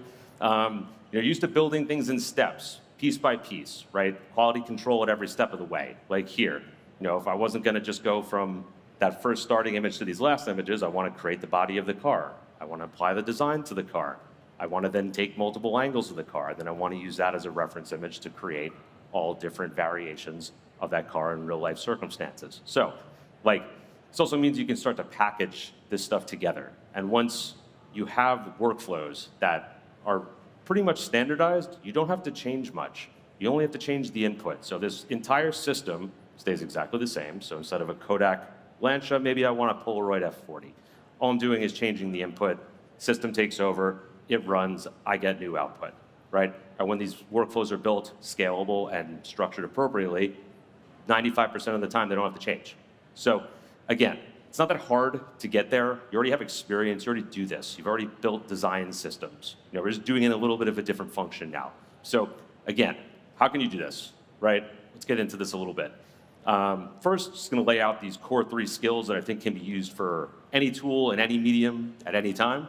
Now, one is deconstruction. It's probably my favorite one here. It's basically reverse engineering. It's how do we take a piece of media, break it down into its core components, and that will teach us how to prompt. It will also teach us how to write formulas, which leads us to skill number 2, which is system prompts. Basically, when we tell the LLMs how to do the thing that we were just doing in deconstruction, right? So they will also be able to guide LLMs to just pass information from one piece of the tool to the next. And then workflow dev basically is how do I get from point A to point B, and what sequence of tools do I need to structure to get there? So start with deconstruction here. Essentially, what is deconstruction? It is, to me, like I said, the most important process, because if we can deconstruct something, we can start to reveal patterns, and it'll show us how to build formulas and templates so we always know what and how to prompt anything, right? Now, again, let's start with basic text to image stuff. This is like the holy grail. You put in text, you get out an image, right? So let's say we wanted to create a photo asset, right? To take the concept of what is a photo and break it down into its core components so that we can control every piece of it.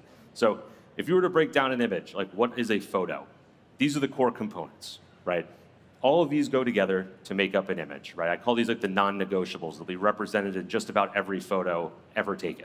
So without them, you don't really have an image. Lighting is going to be represented in every photo no matter what. And when you're prompting, if you don't add something like lighting, the model will provide it for you. So if we can control these, we can really control everything. So when you think about them like little visual building blocks, you can stack them together, and this becomes a prompt formula that either you can fill in or a machine can fill in, right? And all that comes together, and we see it's just sort of like a random collection of words here, no rhyme or reason to it, but they all have a little weight to them, so that when we run it, we get an image and exactly what we're looking for. It's covering each piece of these non-negotiables, and you don't have to go really crazy because you're doing the things that are most important to create an image. Now, again, we can do text to image, but let's turn an image into another image. For this, we can use these image-to-image models, or what they're called now, these edit models. But if we're going to do that, we can use that deconstruction process again. Like, what is editing? Essentially, if we think about it that way, editing is keep this, change that. Doesn't have to be any more complicated than that. It can be this simple, right? So the idea here is if I'm going to create a prompt formula for something like that, we do keep, semicolon, things I want to keep, change, semicolon, things I want to change. So, if we write that out, like keep this exact product visible, preserve the fine details, and change to whatever that might be, right? Whatever your idea is. So here, in its simplest form, what did we want to keep? We wanted to keep the bottle. What do we want to do? We want to change the background. So that's as simple as it can be. And now that we have a prompt formula, that keep change little structure there, that doesn't have to be for one image, that can be for 1,000 images, right? That little system function will be able to feed the rest of what we're doing. So that leads us to skill number 2, which is building system prompts, right? This is where the LLMs do a lot of this process for us, and we can start to exit some of the systems. So if you're not familiar with system prompts, essentially there are specific rules that govern the LLM.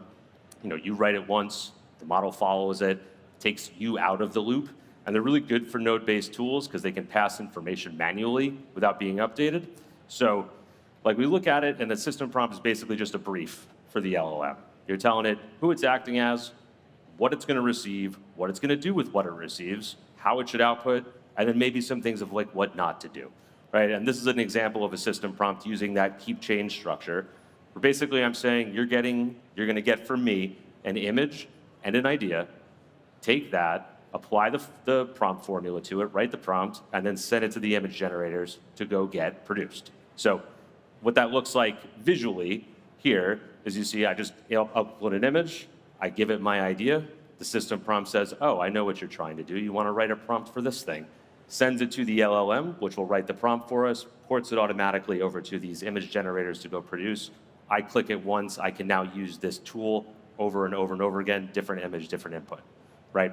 So that leads us to core skill 3, which is workflow development. It's like how we string these things together. So let's build a quick tool. This is a tool that we use for a lot of different workflows. It's just one little piece of the entire machine.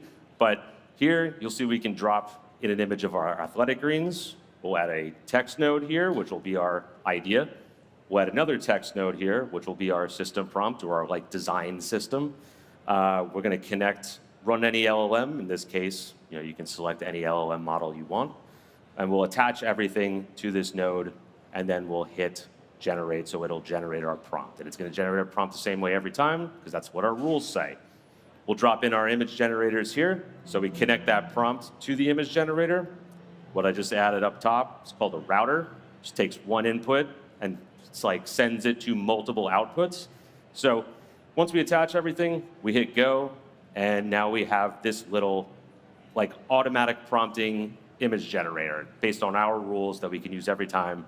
And now we can use this as a piece in another workflow, right? So this is how we can start to build these scalable workflows. Now, if we wanted to scale it, not a lot of things have to change, right? We just generated one asset. How do we generate more than one? So same structure here. We're only going to make a few changes. The system prompt section, instead of saying, can you write one prompt for me? Let's just say write 4, right? That'll write 4 prompts for you now.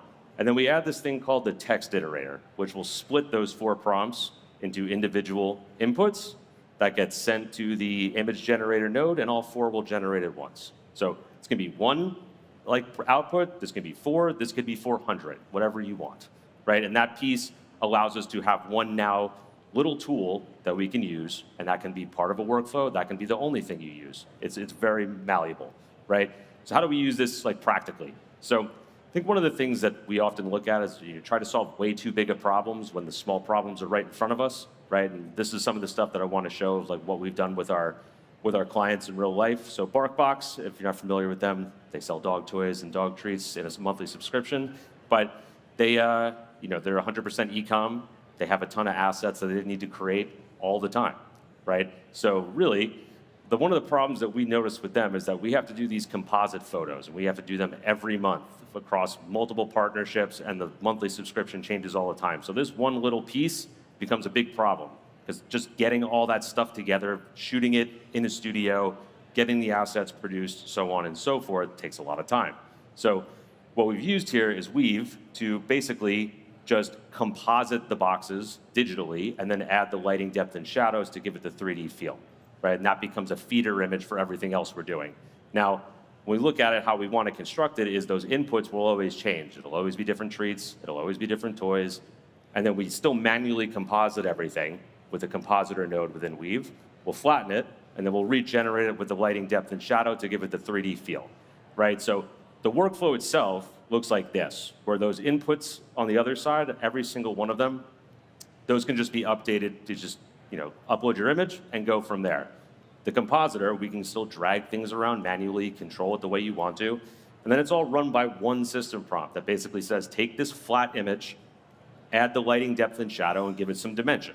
So we can then take that reference image and go create whatever we need. If we need stuff for banner ads, if we need stuff that looks like UGC, if we need stuff that looks like, something just goofy that we want to do for social, that one image feeds everything else. So solving that one problem really helps, right?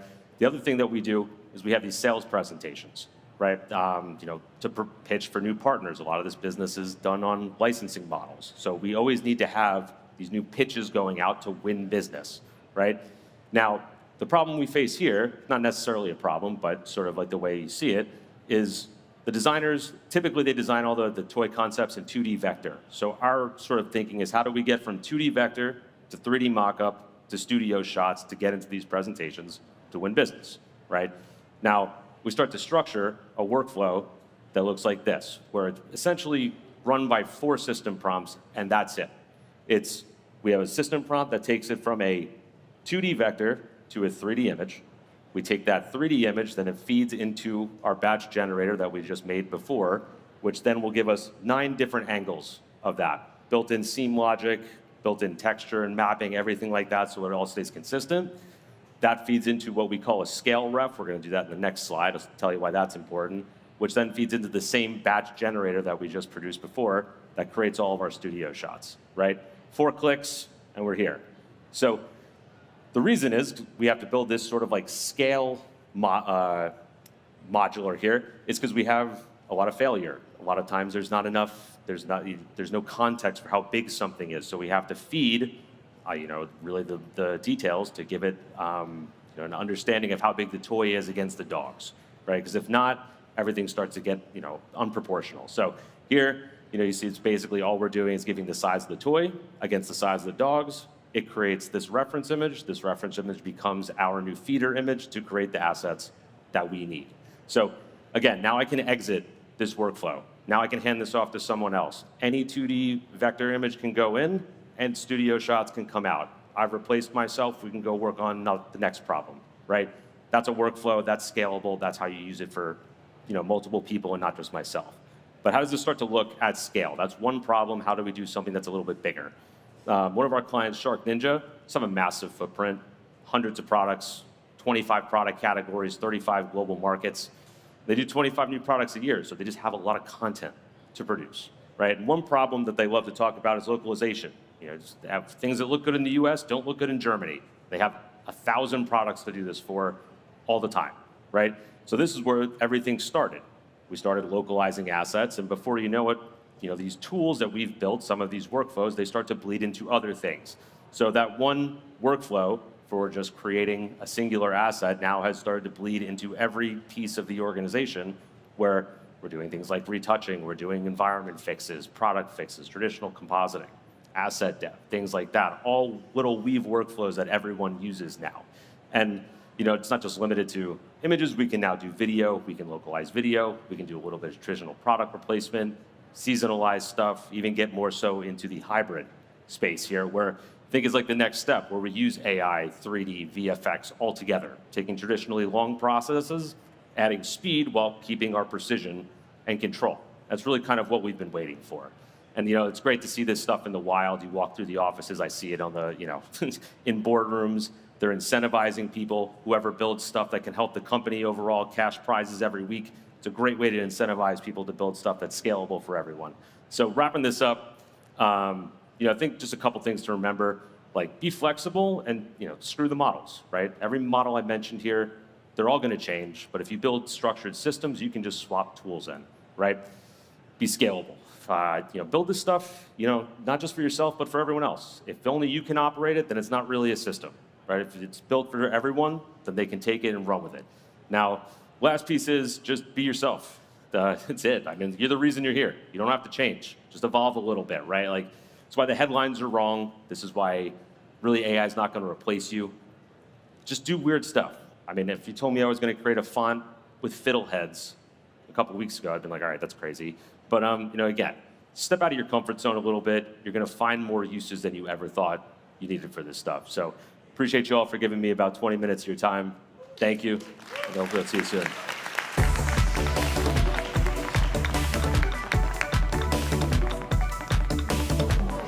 Thank you, Rory. That was mind-blowing. Good reminder to just be yourself and do weird stuff.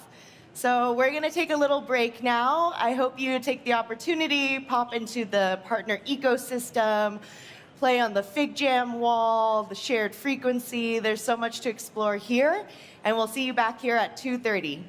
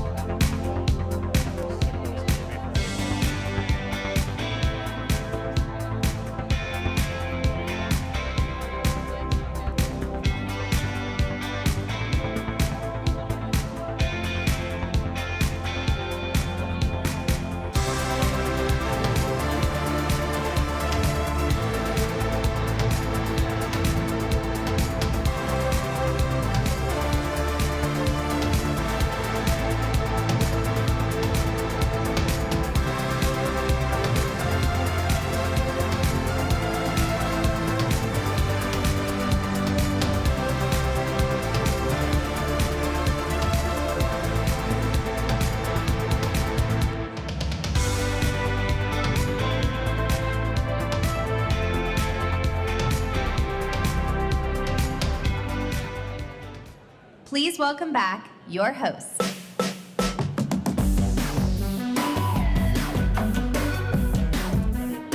Hello, everyone. Welcome to the Maker Stage. If you haven't swung by yet, my name is Jenny, and I'm on Figma's Story Studio team. I'm so excited to be introducing our next speaker, Carola Pescio-Canale. If you ever wish that you could just get AI to read your mind, you've come to the right place. Carola will explain how structured thinking can give your AI superpowers, so it's not just acting like an assistant, but like a true collaborator. Please give a warm welcome to Carola.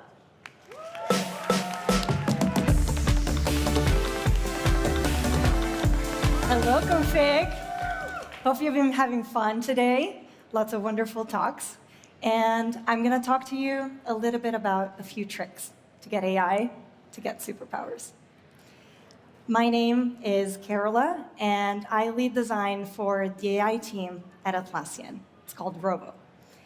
And I think I know why every prompt and every response AI gives you leaves you maybe a little bit disappointed, and we're going to fix that today. You know, we figured this out about ourselves a long time ago. Humans have terrible working memory.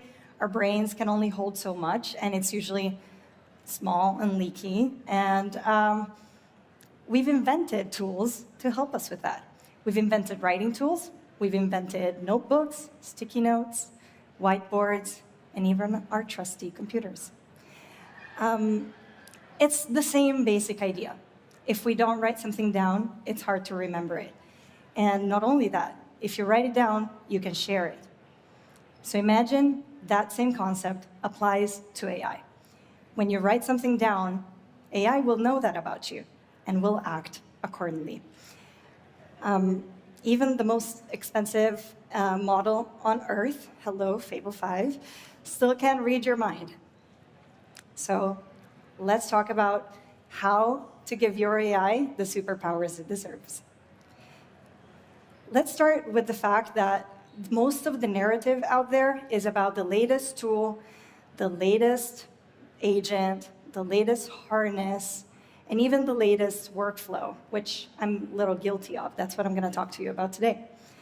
But it all seems to make a marginal improvement.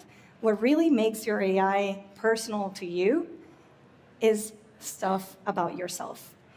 And so the same way the glass doesn't know the shape of your mouth, or the dagger doesn't know the size of your hand, the AI that everyone uses doesn't know you. And so we're going to find very lazy ways to teach your AI about you. I keep coming back to this quote from Mike Cannon-Brookes, the CEO at Atlassian, where in a world where intelligence is the engine, context is truly the fuel. And you build your own context. For those of you that work in companies and corporations, you might have your work context, but your personal context, it's all up to you to build. And we're going to look at 3 ways that I've started doing that in the last few months. First habit, you're going to learn how to empty your brain. And I truly mean it, kind of like this. You're going to learn how to extract all of that noise at the end of the day and put it into some more structured thinking. What I do at the end of the day, I pick up my phone and I use Loom as my recorder. You can use whatever recorder that gives you a good transcript. And it could be, again, any recorder app. I pull up, hit the recording button, and I start to blabber in a very nonsensical way. I don't try to make it make sense in any way. And it can go from a 3-minute chit-chat to a 20-minute rant about how I disagree with a decision that was made, and I'm like all worked up about it. The idea is that the more you start externalizing and verbalizing your thinking, the more you can in the future use that as context for your AI responses. So I usually, again, don't try to make it make sense. I talk until I'm done, and then this is how I make it useful after. I create a skill. It's just a representation of it. Don't let the word skill intimidate you. Some of you might know what it is, but in lame terms, It's just bullet points to make the outcomes of your AI response a little bit more predictable. I literally just do 4 bullet points, and I ask my AI to turn that into a skill. What are those bullet points? I have it take the transcript from my recording. You can build a workflow for that transcript to go in automatically, but that's a separate topic. I have it digest it entirely. I then have it make sense of my blabbering that didn't originally make sense. And I then ask it to convert it to a document. So this is the key component. You want your thinking to not just stay in a file voice note. You want it to be accessible in the future. So I convert it to a Confluence page, but again, it could be any tool of choice, in a way that I can reference later. I will say, use this format for the title, so again, I can find it. But the key that's changed it for me, I ask it, after it's done all of that converting, I ask it to extract any meaningful ways of thinking into a ThinkingMD file. So that way, whenever I ask to brainstorm something, it knows my point of view and it knows how I think. And so this whole thing takes 10 minutes max per day, and you don't really have to do it every day. You can do it once a week. But it all compounds over time. So the more you ramble, the more you start to externalize and verbalize your thinking, the more your AI responses will be tailored to you. AI will do the part that it's good at, which is making sense of those words into chapters, topics, titles, and surface it when you need it. Ooh, one back. Thank you. Second habit, you're gonna train your AI to write as you. We've all seen this. Everyone in this room at some point probably said, that sounds too much like AI. I can't write that publicly. I can't use that. And this seems such a simple thing, but it's a key component to being able to trust your AI reliably to write with your tone. The reason it really sounds like AI is because if you think about it, it just sounds like nobody's specific, because it was trained on everybody and on anything. And so you want it to not have the average of everyone's writing, you want it to sound like you. So again, we're gonna build a skill for it. And again, when I say, let's build the skill, I literally just type, okay, I want this skill to be built, and it does it. You don't have to like figure out what a skill is for this to work. You might think, I don't write much, so how am I gonna train my AI to write as me if I don't have a Substack or a popular LinkedIn career? I don't know where to start. So you can start from the simplest things. Everyone here probably types on a computer during their day. All of that typing results into words. Those words can be gold for your AI to talk like you. You can take your sent folder from Gmail. You can take your last 30 days of Slack if the AI that you use has a connector that allows you to do that. Or if, like me, a lot of your day is actually talking to people, you can ask very politely to your teammates for a few days, can you allow me to record our conversation so I can teach my AI? I promise I won't do it again. And you just need really a few of these. AI can really do a lot with very little. But this is going to make a meaningful difference in trusting what it writes for you. If you are a writer, you know where to find your writings, you know where to find your words. Your voice is really already out there, so this is the main learning that I want you to take home for this skill. You might not know it, but you're all writers. We all write somewhere. And then let's get into the third habit, which is my favorite. We're going to spend a little bit more time here. It is the one that is a bit more personal, so I'm going to expose myself a little bit here. Please be gentle. But it's really about giving your AI eyes. Again, all of these hacks are about being as lazy as possible in making sure you get the best outcome. One is speaking, one is taking pictures. So what I have here is my phone and a camera, which is also just a prompt machine, basically. Imagine you can really take photos of everything, and that becomes context for your AI.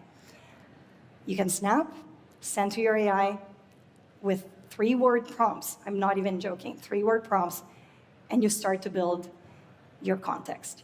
Let's look at a few examples of things that I've said to my agents and that I've sent to my agents. Again, be gentle here. This will make sense, I do promise. I'm going to move homes in a few months. And as anyone that has gone through a move, there's something really exhilarating about decluttering and throwing away a bunch of stuff. But there's also something like really satisfying as an immigrant to find a way to make money out of it. So I've decoded a way to take pictures of the things I have that I really want to part with, and try to make some money out of it.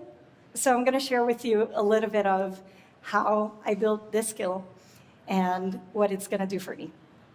I take a photo of this like very unpleasant garden statue that the previous owner decided to leave in my yard, thinking they were making me a nice gift. Also, it's up for sale if anyone wants it. I can really like drive it to you. I just say garden statue cell, and what this does is it takes the photo, analyzes the objects, analyzes the condition of the object, whether it's in brand new condition or not, finds me a link for an equivalent thing and how much it costs, and estimates how much I can sell it for, and if it's worth selling. This I can do over the course of 2 months. I don't have to do it now. I can just walk around the house when I see something, snap, sell. Snap, sell. And it builds an inventory of all the things that I want to get rid of, but hopefully can be someone else's treasure. We're going to get into a bit of a more rapid fire of things that I've sent to this AI, unrelated to this skill. But just to prove the point that taking a photo can really shorten the distance between what you're thinking and what you want your AI to do. We do workouts at home, and I have to remember how much I was lifting. 5 pounds maybe for the first one, 10 pounds maybe for the second one, and I just voice message it with the photo, and that's how I track my workouts. Or I get to live on a lagoon where I get really cool birds stepping on my deck, and I don't know what I'm going to need this. I really don't know what I'm going to need this for. I'm not a bird photographer, so pardon the blur up here, but I don't want the bird to leave, so I had to use 10x zoom. And I just log the bird. What bird is it? It tells me which it is. And for the day that I'm going to want to build an app where I can catch birds like Pokemon, I'm going to have all the photos. I'm going to have it all. By the way, that was a great blue heron, very popular in the Bay. 2 more work examples. Maybe you can relate to this. There's a ton of tools for task tracking out there, maybe some built by the company that I work for. I still write my tasks in the paper notebook, really. And I don't know if you've always wanted this, but I've always wanted a way to merge my physical note-taking and my physical to-dos with the whatever tool of the year to track my tasks online. And so I've always wondered if we could build a merge system, kind of like Git merge, but for my to-do list. And this is exactly what I do. I take a photo. It usually looks a lot more messy. I cropped it up for you guys, so you don't get to see my messy table with crumbs. And another example that you might be familiar with as designers is when you want to just have an idea and you want to make it a little bit better. You want to get fast from idea to execution. We have a lot of tools, but the best tool, in my opinion, is still to sketch something out and just say, build this. It'll get it wrong. It'll be awful on first prompt, but it gets you there faster. And it's been a way that, again, I've been cutting the noise between what I want and what I'm going to try to achieve. And so with this, the bottom line is that a photo is really worth 100 prompts. And sometimes sketching something out by hand, taking a photo of it and building it, it's the simplest workflow. And you guys, it works like magic. What does this unlock in your day-to-day? And we've seen a lot of ways to track context, But I think it's worth pointing a couple examples of how this context can really multiply when you use it for work. The stuff you said and the stuff you wrote and the stuff you saw with your camera, it all is now externalized and it doesn't just sit in your brain, which doesn't just mean that your AI can access it, but that you can easily share with others too. So let's look at an example. I might want to help might want help on a decision about a project. I mean, historically, I might have had my company knowledge. There's a lot of companies that have built that. But I also want a way to have the AI know how I think about problems and how to help me resolve a tricky situation. It now knows my past opinions, that rant I was doing when I was saying 20 minutes of rant to a Loom. It knows it. It knows my point of view. It knows how I make decisions. And it knows the context of the meeting I had yesterday. So it just helps me make a more accurate response. Because I am obsessed with to-dos, this is another really good example of seeing these compounding effects into practice. I don't know if you've tried, but every AI tool wants to give you a daily brief, right? And a lot of them are good, but a lot of them miss the mark. They might say that something is really urgent and your life depends on it, and you really actually tackled it yesterday and it just hasn't picked that up. Or you tackled that with a friend on the way to a meeting. And having this way to bridge the digital and the physical with your photos for your to-dos and with your voice context helps your to-do list be more personalized. And with this, I want to show you one last thing, which is all of that I showed you is personal. And you're building your personal graph with it. You're building your personal relationships, opinions, and decisions, your voice, your photos, and it's all for you. But the real scale happens when you drop that into a team context. Your team, even if individuals have their own workflows, what really helps this scale is when you start to log decisions that are for a project that other people are working on or for a problem that you're all working together. And I get a little lucky because I work at a company that has a really good stack. We have Loom, Confluence, and Jira, and I can ramble into the void, and I know that all of that is logged and taken care of. But I encourage you to find what your stack is so that you can start to feed your context not just to your personal bubble, but in a way that can be shared with your team. And that is the bigger bet. Your personal graph is a start, but the team graph is what turns AI from your personal assistant into a team collaborator. And so with this, let me rephrase my Cannon-Brookes quote and say that I think it's about time we stop optimizing the engine and we start fueling it with your context. Thank you all for listening, and I hope I'll catch you around.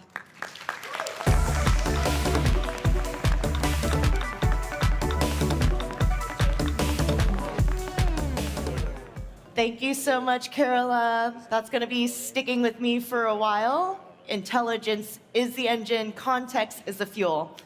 We're going to be taking a little bit of a break here. This is a great time to visit the partner ecosystem. If you haven't picked up your swag yet, that's going to be at the swag booth at Config Commons. Visit the Pantone Lounge. There's a beautiful poster. There's so many Easter eggs.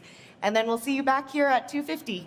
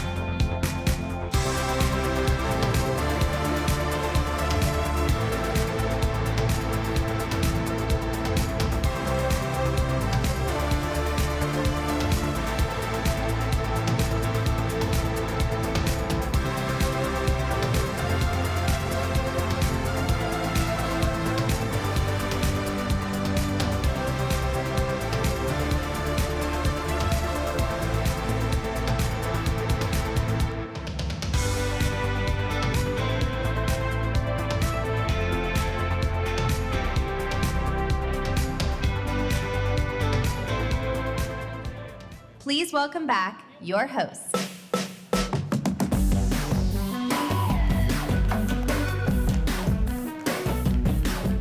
Hello, everyone. Welcome back to the Maker Stage. If you haven't swung by yet, my name is Jenny. I'm on Figma's Story Studio team.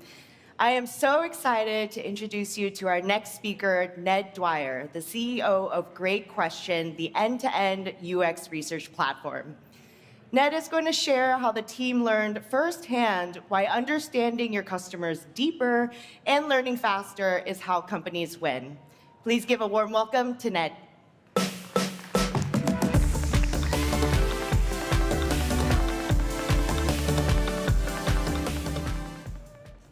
Hi, how you doing? Good to be here. Thanks for having me. So my name is Ned. I'm the co-founder of Great Question. As Jenny said, we're the all end-to-end UX research tool used by teams like Miro, Canva, and Brex to better understand their customers, whether it's through interviews, surveys, or prototype tests.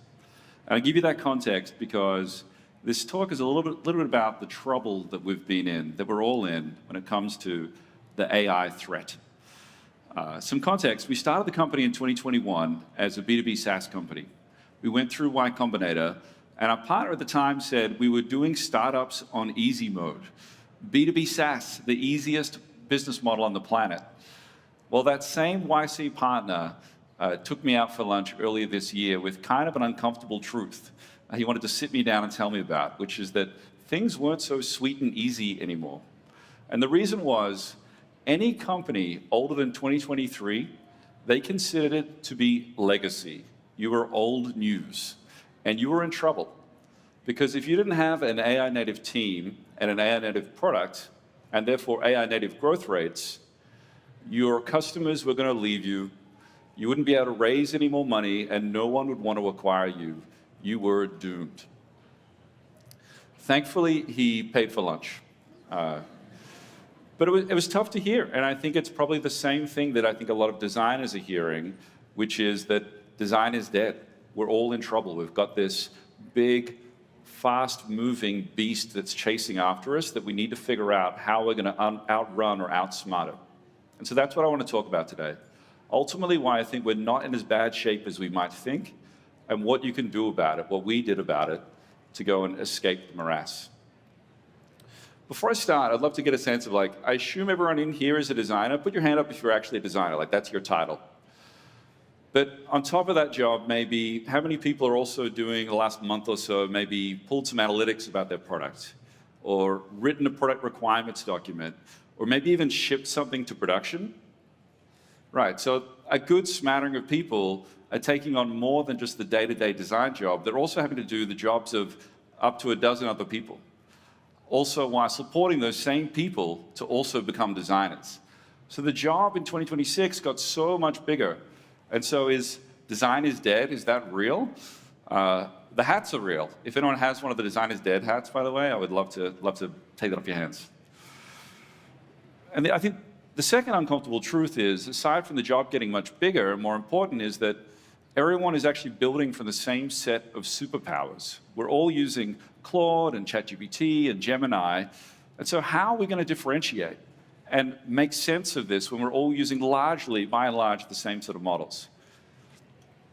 The answer is deeply understanding who your customers are and the problems that you have the right to solve, while continuing to learn faster to outrun the AI beast. This is learning faster, not necessarily just shipping faster, which I think has been sort of the common maxim, more, faster and faster. It's taking that moment to make sure we're not shipping something that's poor quality, that's not slop, taking the high road because it's far less crowded. Because if we take velocity, which is critical to the future, but we deliver it without insight, all you're really doing is delivering slop. And no one wants to go and eat the next serving of slop. And you might get away with it for a period, shipping new features faster and faster without really understanding what the customer's problem is and whether you're solving it. But that time will run out. You'll burn the trust, you'll burn the trust of your customers who are sick of just seeing more features that aren't solving their problems.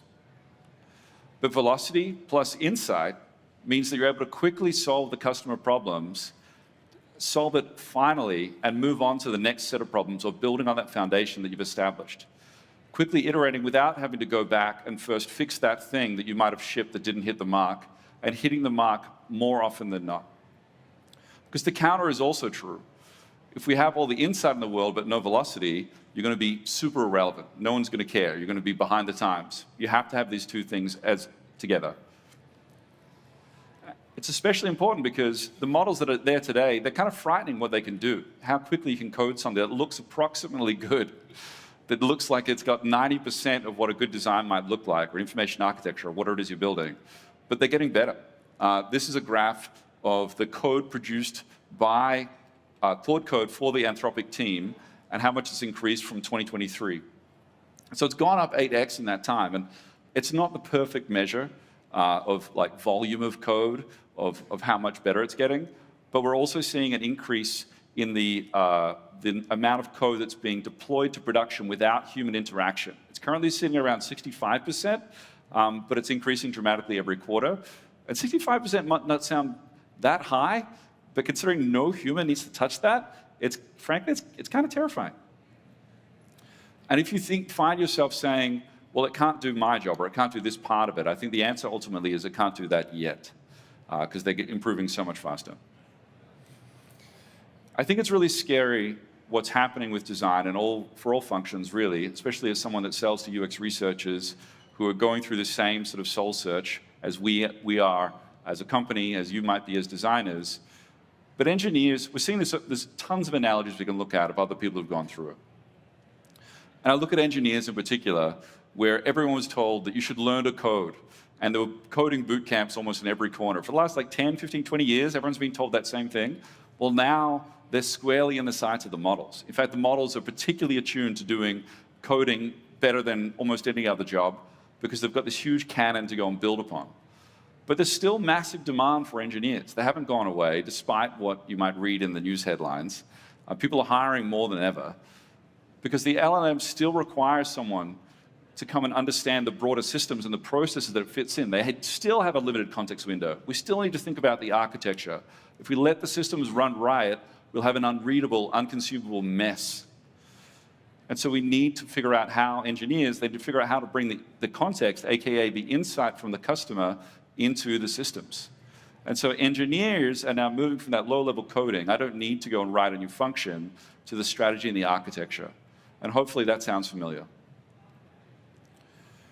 And so going back to our time at Y Combinator, my lunch with the Y Combinator partner, Nicholas Dessain, really smart, lovely guy, all credit to him. My instinct after that was kind of, to be honest, to crawl into a ball. I didn't want to do anything. I was depressed. I was like, are we really, the last 5 years of my life is now in the toilet? But I had a couple of nights of good sleep, and I woke up, and I bucked up and decided there was no real way out but through. And so we decided to ultimately rebuild the company to be an AI native company from the ground up. We had to go and take a more bold approach rather than the incremental approach that traditionally was assigned the long, slow SaaS ramp of death, where you can incrementally build features. That world no longer exists. And so this is what we did. The first thing we did was we rethought time. Everything that traditionally would have taken a year, we now need to reimagine and reprogram ourselves to understand that it actually could take a quarter, a month, a week, a day, an hour. For me, that meant things like writing product requirements documents. That might take 3 days, 5 days, maybe longer to write it really well. I can now do that in a morning, but I could do it even better than I ever could before, bringing in all the collective insights from what our customers had told us, from the usage data, from what we could see in the market, even producing a prototype to demonstrate my ideas of what I cared about. And time is important because you're in a race, and for us, that race is against the next batch of YC founders that are looking to go and build the next end-to-end UX research platform. And so we need to figure out how to go and speed this up. And it's just as much about reprogramming as that it is for me to go and walk the walk by writing these product requirements documents or shipping new features to production. Because if I can move that fast, I can empower the team to do the same thing. The second was making everyone a product builder. Now everyone can be a builder. They have the tools at their disposal, but how do we create the guardrails and the training and the framework and the resources that empowers them to go and do that? We have our support team now. Previously, they would get a support ticket, and they would triage it, take it to product, who would take it to design, who would take it to engineering, who maybe would eventually build it, come back to the customer. Now they're able to actually go and ship that change immediately without needing to touch so many hands. And so we're actually, the volume of output of those fixes and the polish in the product is getting significantly better. Our chief of staff automated end-of-month reporting, which means that we're saving significant time on that thing that was kind of arduous and maybe doesn't need to be done by a human. And I'm shipping everything as well. I'm shipping features to production to nail down paper cuts or modest features, walking the walk once more. We've also moved away from a system that previously there were all these gates up front that had to be triaged and processed, and someone had to write an architecture diagram to a world that's far more permissive by design. And what I mean by that is, rather than doing the gating and the guardrails up front, write this elaborate product requirements document, we'd empower people to take their own initiative to go and build that feature that they cared about, solve that problem they'd heard from that customer, where we then have a system, a design system, as one way to look at it, using tools like Zero Height, to make sure that the things that were being shipped by the back-end engineer, who's now a designer, could be done without breaking our quality bar. The second was establishing rituals of review, where we allowed anyone to, the subject matter expert, to do the final sign-off before it went live. And finally, we baked customer signal, that insight, into every product release. We did this by accessing all of the qualitative data customers ever told us via MCP to understand what anyone ever said across support ticket, sales calls, research, social media, and then being able to ask more pointed questions with customers, bringing the customer into the mix. And I have a brief demo I will show you that talks to this built in Figma Make, if we can go to the demo.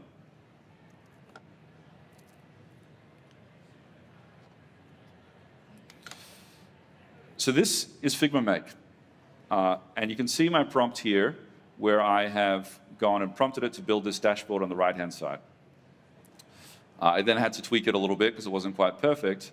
But now that I've got it, I want to go and test this to make sure that it actually solves the needs of customers.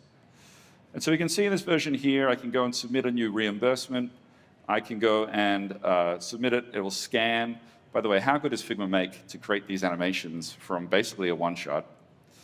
I can then go and fill in my memo about what it's about and submit it. Cool.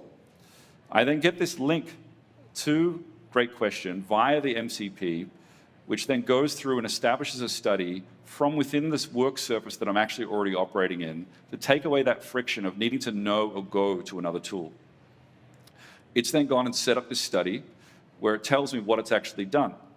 And if I click through, I can go and see what that study actually looks like. If I like, I can edit it. I can see the different steps that it's got that it will take me through. I can also go and look at what the participant experience looks like, which I will, where the moderator can actually talk to you and get feedback. Now, we went and generated this. I did this ahead of time. We sent that link out and got some feedback on what our prototype was, either from our own customers or sending it to external people, whoever our users are. And it's come back, and we've collected this feedback that, hey, we need to maybe automatically fill in the memo field. And maybe I need to be able to upload a PDF, not just a photo. And maybe there needs to be some post-submission next steps that would make it easier. It's even brought in the quotes from the customer so that I know I can ensure that it's not hallucinating, and I can even go and play that back. From here, I can now submit that back into Figma Make and say, that's awesome. I agree with all that stuff. Go and build it. Equally, I could push it into like Linear or some other tool, but let's say I push it back into Figma Make, and it then goes and generates a new version for me, and it's told me what it's done. And so here, if I toggle to version 3, I now go to my reimbursement. It's got PDF added as an additional type in my prototype, as per the customer request. It's even given me these high confidence ratings. You could read that from all the way back on the merchant selected and the total. And when I submit it, it's filled in the memo field, and it's created a better post-submission step. And so I show you this because I think it shows the power of how we're able to go and bring in customer insights in real time, removing customer research as a bottleneck in the process, which has always been a bottleneck, even more so now when we can ship at this incredible speed. And if we go back to the slides. And so is design dead? Well, maybe. Actually, sorry, we can go back to that slide for a second. Your job is obviously getting bigger, and adding UX research to your stack of what you need to go and deliver makes it harder. And so really we need to find tools throughout every part of that cycle to make this faster and easier. Better data analysis tools, better ways to go and write PIDs, better ways to do UX research, whether using tools like Great Question or others. I'm not here to sell you on our tool. Your job is bigger, and it's getting more important, more strategic for the role you play in the product development lifecycle. While that first 90%, the first 90% of a design, maybe an engineer can go and get to, it's that last 10% that ultimately is the most important and separates your product from being a general also product to something that's truly differentiated in the market.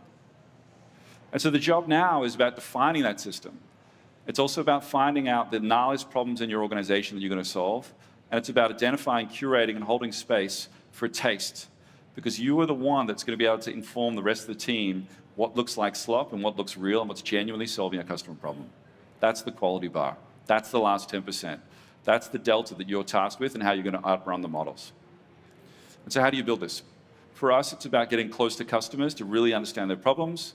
It's about using the best-in-class tools so we really understand what great product experiences look like.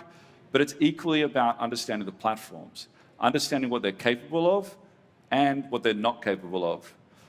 Things like MCP has a roadmap that's published. You can find out what this is going to do next month or next quarter and bake it into your product. We learned recently you can build interfaces inside of Claude that match your actual product. It's incredible. But you finally get what designers have always wanted, which is the ability to set and enforce your standards. You get to define the quality bar in your design system as one small example, and make research a part of every release, and track the deviations and enforce them. Everyone has to rise to that bar. It's ultimately about defining what greatness looks like and empowering everyone to listen at the speed you should. For us, that's about more sacrificial concepts. It's about shipping small fixtures and compressing that research loop. I'll skip forward. So design isn't dead, just like Great Question. It's being reborn. And it's your choice to go and take that challenge, to decide not to crawl up in a ball and die, but to take a couple of deep breaths and realize that the only way out is through. So thank you. Thank you. I'll take it. If you're interested in talking about UX research or design, come and find me. I'll be at the Great Question booth and at the Leadership Circle. Thanks for your time.